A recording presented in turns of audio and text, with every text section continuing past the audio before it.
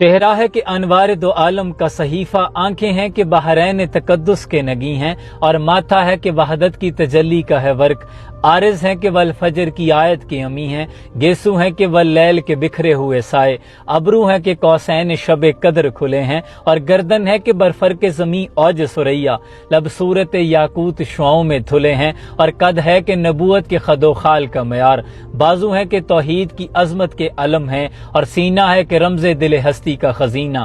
پلکیں ہیں کہ الفاظ رخ لوح و قلم ہیں، باتیں ہیں کہ طوبہ کی چٹکتی ہوئی کلیاں، لہجہ ہے کہ یزداں کی زباں بول رہی ہے، خطبے ہیں کہ برسات میں امنڈتے ہوئے بادل، قرات ہے کہ اسرار جہاں کھول رہی ہے، یہ دانت یہ شرازہ شبنم کے تراشے، یاقوت کی وادی میں دمکتے ہوئے ہیرے، شرمندہ تاب لب دندان پیغمبر، حرف بسنا خوانی خامہ بصریرے، اور یہ موج تبسم ہے کہ رنگوں کی دھنک ہے، یہ عکس متانت ہے کہ ٹھہرا ہوا موسم، یہ شکر کے سجدے ہیں کہ آیات کی تنزیل، یہ آنکھ میں آنسو ہے کہ الہام کی رمجم، کہنے کو تو ملبوس بشر اوڑھ کے آیا، کہنے کو تو ملبوس بشر اوڑھ کے آیا، لیکن تیرے احکام فلک پر بھی چلے ہیں، انگلی کا اشارہ تھا کہ تقدیر کی ضربت، مہتاب کے ٹکڑے تیرے قدموں میں گرے ہیں، اور کہنے کو تو فاقوں میں گزری تیری راتیں، اسلام مگر اب بھی نمک خوار ہے تیرا، اور تو نے ہی سکھائی تمیز من و یزداں، انسان کی گردن پہ صدا بار ہے تیرا، اور کہنے کو تیرا فقر تیرے فخر کا باعث،